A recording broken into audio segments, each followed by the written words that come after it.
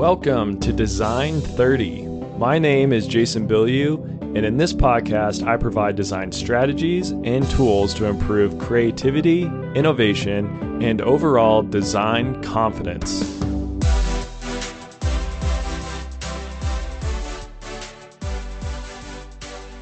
What is product design?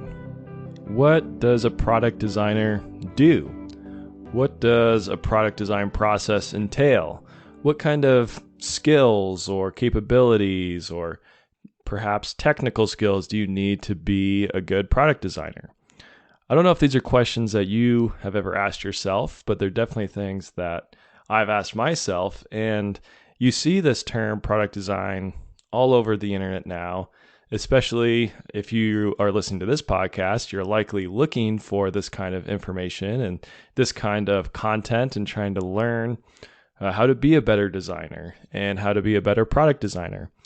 But sometimes it's kind of hard to know what is actually meant by this term product design and how does that fit into the overall product development process, as well as how does that fit into just a business in general. Where does product design come into play at the business level, and how does it help benefit a business? And why does a business actually hire a product designer? So all of that we are going to get into in this episode. But first, I want to, of course, as usual, ask you to please subscribe to Design30 on YouTube. You can subscribe to the podcast on whatever podcast catcher you listen to. And please, if you do, rate the podcast as well. That is really helpful. And then finally, you can find me on Design30 on Instagram at Design30. And then also you can find me on Twitter, which I've just decided this last week to give Twitter Blue a shot. So going through that whole verification process. And I don't know, we'll see how it goes. I'm curious if anyone else has tried that recently and had good results. So I'm hoping to be spending a little bit more time putting content on Twitter and just seeing kind of what that platform has to offer. So if anyone has any advice or feedback, or if you want to follow me on Twitter, maybe you need to go create your own Twitter account. So I'll be posting quite a bit more there as well. And then finally, as always, you can subscribe or you can become a paid or a free subscriber to the Design30 Substack, which I do have something in the works there. So make sure you subscribe so you don't miss any of my writings there. I'm thinking about also starting to do just some updates about the podcast, about Design30 through my Substack. So you're going to want to make sure you subscribe there so you don't miss any of that. Also, if you live in the United States, I hope you had a great Memorial Day weekend. I hope it was relaxing. And I just want to say a quick thank you to anybody who has served and protected this country, anyone who has obviously given their life to protect this country. That is what this day was all about, what this weekend was all about. And so, just very thankful to be living in a country where I can literally just sit at my desk and record a podcast about product design. That's pretty crazy and something that I think is really easy to take for granted. And for the international listeners, which there are a few international listeners, I've been checking some of the statistics, and there's definitely some downloads coming from outside the United States. So if that's you probably are just working a normal day, had a normal weekend. But either way, I hope you had a great weekend and are looking forward to this next week. All right, let's dive into this episode about product design. So I kind of have this model that I worked up in my head about where product design falls into this whole product development process. And I think it's also going to help illustrate where product design falls into a business and why it's something obviously that I believe a business should be heavily invested in and looking for good, competent product designers to help improve the products that the company offers. So I see product design as kind of this connection between two other things. The first one of those is you need to have some sort of problem or need that you are trying to address, right? That's where products come in. Like that's why you make something to fix a problem or to solve a need. So without that, there really is no reason to have a product designer. What are you going to be designing for? What's the goal of the design, right? You need to have a problem. We all have problems, some more than others, but we all have problems. We all have needs, and there's all sorts of products in our lives that have been designed to meet those needs, right? I'm working right now off a MacBook Pro and an iPad. So obviously Apple has done a really good job of figuring out what my needs are and what the needs of millions of people are. And they've solved that with these awesome, flexible, really well-designed products. So the need there was really efficiency. Computers make humans so much more efficient, and ease of use, because when Steve Jobs first designed a lot of his products, computers were really complicated and confusing and not user-friendly. And then finally, there's also a certain need for having an aesthetic, or having a product that almost makes a statement. When you have a MacBook Pro, you feel professional. You feel like you are capable of performing the job or the task at hand, right? There's some sort of confidence that's given to you when you have such a well-designed product in your hand. So there's a lot of problems, a lot of needs that go with something like a computer. Sometimes it can be something much more simple. Perhaps something that pertains to me, maybe it pertains to you, is when I wake up in the morning, my beard is all kind of all over the place, right? It's all tangled and nasty. Well, hopefully not nasty, but it's all tangled and looks really messy. So that's a problem. That doesn't look professional. I can't go to work looking like that. So there needs to be some solution to that. And that is a comb or a brush, just something quick and easy to fix the look of my beard, right? And so that's the other part of this. It's the other one of the two things that I think product design pulls together. So the first one, as I mentioned, is problems or needs. You got to start with those. And then on the, let's say on the far right side of this, or on the opposite side, is a solution or a product, which, as I mentioned, is your iPad, your MacBook Pro, or perhaps something as simple as a comb, a beard comb. And so the comb it's a solution. It's a product. It's a solution to the problem that you have. It's something that it meets the need that you have, that the user has. And so those are the two kind of ends of where product design falls in. Those are kind of the end caps, and product design comes in to the middle, the way I see this working, and it gets you from the problem or the need to the solution or the product. That's the job of a product designer. They see a problem, or they're given a problem, or they're given a need statement. They take that and they turn it into a solution or a product. And it can be a very complicated process. I mean, it's often made up of a bunch of different phases, right? One way you can look at it, and the phases might not be termed this or called this depending on where you work or even your own process that you use. But in product design, you're always going to do some sort of research. And this research involves understanding the problem better. It involves understanding the need. It also involves understanding the market. What's already out there to solve this problem or to meet this user need. And sometimes there's a bunch of stuff out there that just doesn't work that well. Other times you'll find through your research there's not really anything out there. People are just getting around this in other ways. So that's where perhaps there's a huge opportunity for an awesome product that will meet that need. And then once you do your research, do your work, understanding what the problem is, that's when you dive into concept development. That's usually the next step. You're coming up with all sorts of ideas to figure out, how do you meet this need? How do you solve this problem? Is it something, maybe it's software related, you need to design an app. Maybe it's mechanical or physical.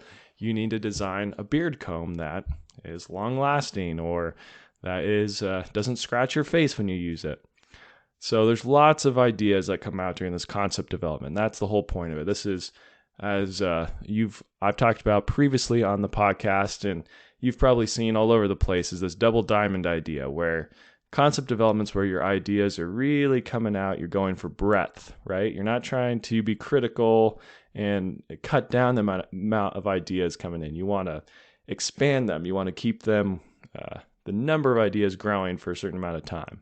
And then once you have a lot of ideas, you have this wide solution space, wide design space of ideas, then you start cutting them down, going through your ideas, your concepts in more detail, and then you decide on what's actually worth prototyping. So that's usually the next step in this product design process. You actually do some prototyping, whether that's really simple prototypes, which we've discussed before, which are basically just a simple version of a prototype. Could be made of cardboard, or it could be made of, just a slideshow in PowerPoint if you're doing some sort of software app development.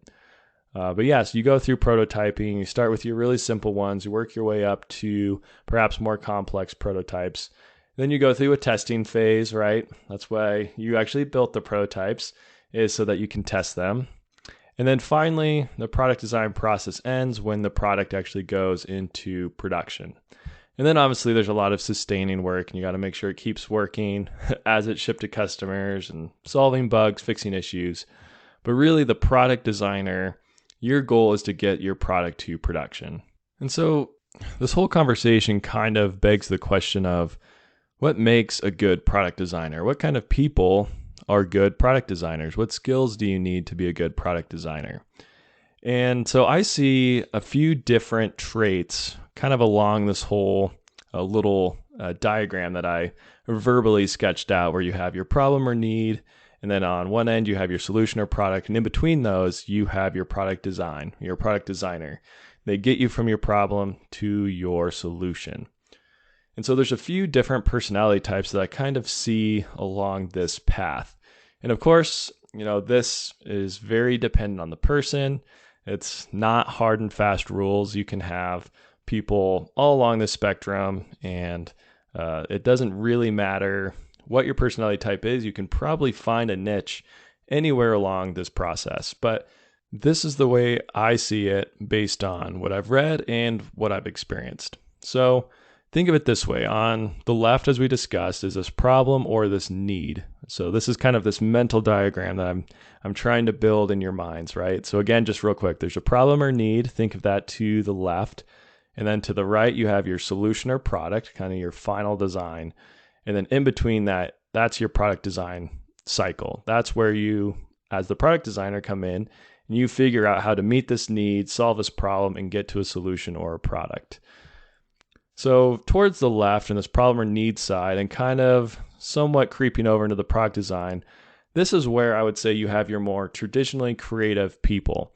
These are people who are really good at taking ideas or concepts that seem unrelated a lot of the time. It could be from a completely different field, and they bring it into whatever you're working on. It could be, you're designing a new computer and this person pulls an idea from the automotive industry.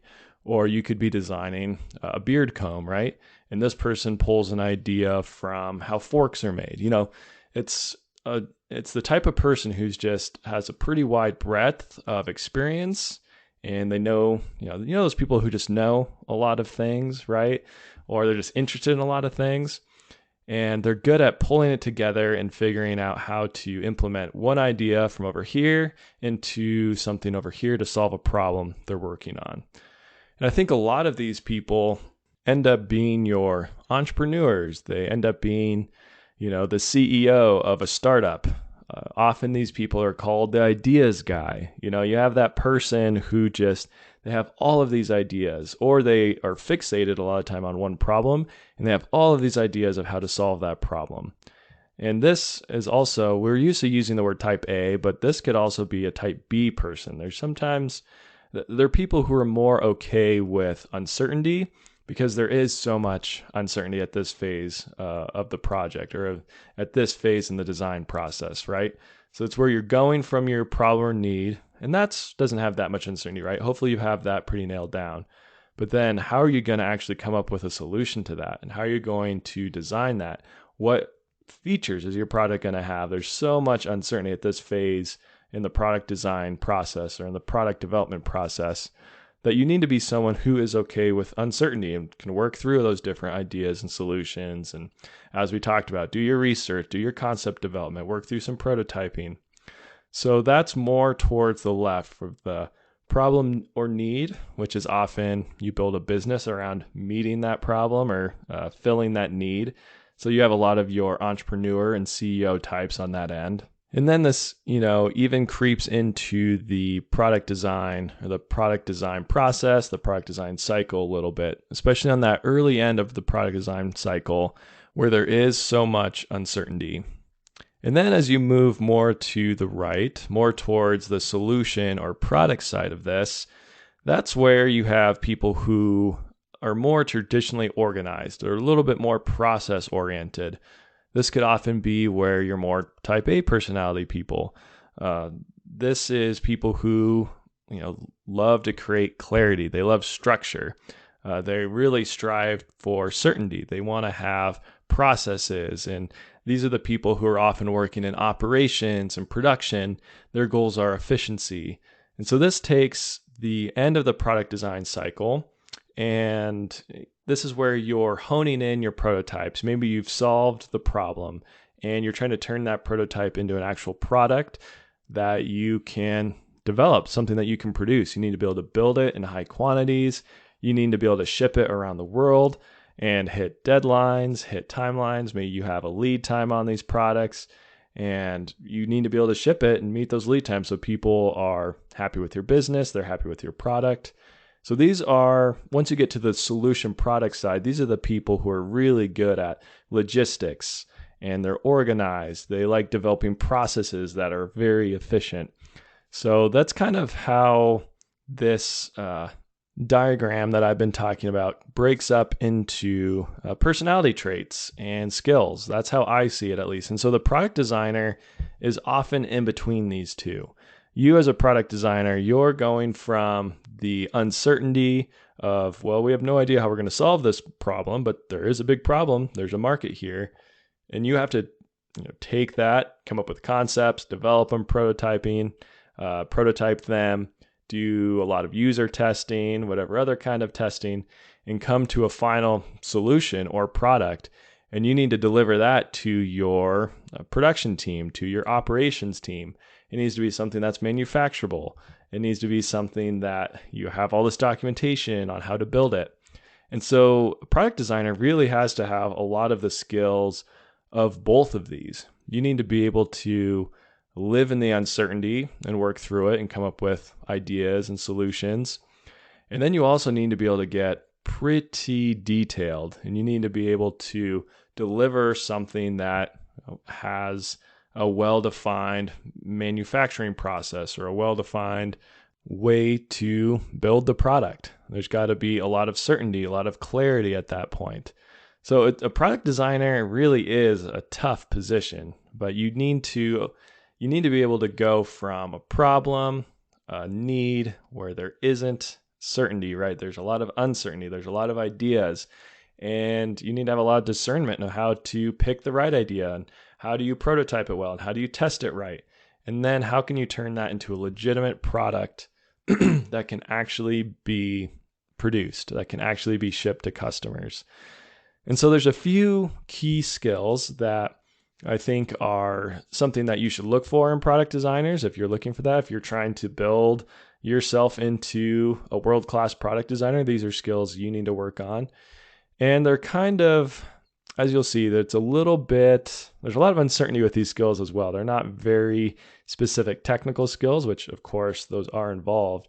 But these are probably what you would call more soft skills, or skills that you can't just have it on your resume necessarily. There's not a certification that says you're good at this. So the first one is problem solving, right? You can't just have a certification that's like, hey, I'm a good products or a good problem solver. I mean, maybe that certification exists, but would you actually believe it if you saw it on a resume? You'd want to see the person demonstrate it, right? So problem solving more comes from practice. Someone who's you worked in an industry or worked for companies where they've had to do a lot of problem solving. Maybe they've demonstrated that they're the person people come to when something goes wrong, when there is a problem. They can come up with a bunch of different ideas and solutions. So that's something that you practice and you get better at over time. I think also your degree plays a big role in this. You learn how to, as you get a degree, you're just tackling a bunch of problems, right? Whether it's on exams or homework or tests or projects. So you get a lot of experience through your degree program. And then another part of being a good problem solver is honestly just having confidence. You have the confidence that you understand the problem and you know some solutions, you know different ways to solve that problem, or you have the confidence to throw ideas out there and you're willing to test them, to try them. You have the skills to maybe build the prototypes or to set up tests. So there's a lot of confidence that you build up over time through, again, practice, experience, through your degree program that will make you a better problem solver. So, I mean, you've heard me talk a lot about creative confidence. It's a skill that you build up over time. The next skill is creativity. Again, this one, it's like, okay, well, how do you define creativity? How do you put creativity on a resume? And you can't really. It's just something that you develop over time and you have to demonstrate it to people. So this one, it's really just a matter of, in my opinion, practice and experience. So you have to be able to show that you're a creative person, and you might have to show this through the interview process. You can show it through your portfolio. You can show it through what you do in your free time. You can look at something like, well, is this someone who's really trying to push themselves and learn more and trying to take these, like I've talked about, disconnected concepts and bring them together into some new product, bring them together in some new way. And that's really how you see if someone's got that creativity. And again, it's a skill you can build. You need to practice. Lots of practice, lots of experience designing things, experience. Maybe that's just from reading books or understanding products out in the field. You could have your tinkerers, people who have taken apart tons of other random products. That actually helps build your creativity because you understand how stuff has been done in the past. And maybe it helps you take little bits and pieces of those to develop or design new products in the future. And then, of course, there's the technical skills that you need. For example, for me, working as a mechanical engineer, I need to know CAD. I need to know 3D CAD products, whether that's SolidWorks or Fusion 360. These are some hard technical skills that if you don't have, in my position, you're not going to be very good at your job. We're not going to be a very good product designer. Because lots of the prototyping, at first often happens in the CAD program. You're trying out a bunch of ideas, and then you pick a few to actually prototype, whether it's 3D printing or getting them machined. And so as a mechanical engineer working in product design, that's a very specific technical skill that I need to have. I know for a lot of other positions, you might need technical skills using Figma, or you might need technical skills using the Adobe suite. So there's a lot of things that are, all of these different product design positions require potentially different technical skills. And that stuff you're going to pick up from your degree program. You're going to pick it up from experience working in different companies. And it's also something that you can pick up and learn for yourself, maybe outside of work. If you're looking to move into a new position, maybe you're wanting to become that product designer at your company. There's a lot of courses outside of work or outside of degree programs where you can build these skills. And for product designers, especially designing, hard goods, physical products, there's certain skills that are incredibly useful, which would just be maybe it's machining something, building something, working with woodworking could be a huge asset. Just knowing how to use power tools. And if you're working somewhere or maybe your products are more software related, being able to build things in code, being able to build a quick prototype in maybe it's a different language. Maybe it's building something with an Arduino. I don't know. There's all of these different technical skills that, depending on what kind of product industry you're working in, are going to be hugely beneficial. So again, those come from, a lot of it's just experience. A lot of like the ground technical expertise comes from your degree program. And a lot of it you can just pick up by learning yourself. There's so many different ways to learn skills nowadays. I mean, YouTube is incredible for this, right? And even just podcasts like this podcast, hopefully, is just a way to help hone and build technical skills, learn some different strategies and tools, all of that sorts of stuff. And then finally, communication skills are huge for a product designer, right? Because as we discussed, you have to be able to talk to the entrepreneur, startup CEO, ideas guy, understand what they're saying, have good communication with them. Then you need to communicate that to your product design team so that you can work through this product design cycle and come up with a good solution or a good product. And then you need to be able to hand that off to your production team and communicate clearly with them how to build this thing, what it does, how it works, how do you need to test it? Are there tests you need to do before you ship it to ensure that everything is working as it was designed? So there's communication along this whole chain, and you have to be able to communicate with very different types of people. Like we said, the ideas guy is maybe more that type B, more laid back, okay with uncertainty. Maybe they're a little bit more aloof potentially. And then you need to be able to talk to people who are more type A, love clarity, efficiency. They just want to get down to brass tacks. How does this thing work? How do I test it? How do I build it? Just be very clear and concise.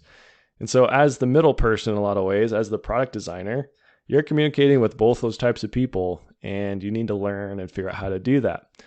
So again, this comes from, of course, through school, through your degree program, just interacting with people in general, just surrounding yourself with a diverse set of people that you need to communicate with and understand and listen to.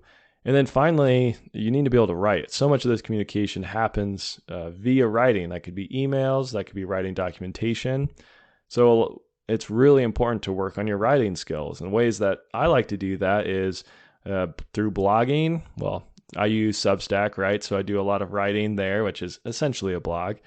It could be even as simple as journaling. Just the practice of writing, you end up just getting a lot better at it. It's very much a skill that you can practice and improve at significantly. And so that's basically a pretty high level overview of product design. Product design is what gets you from a problem or a need to a solution or a product.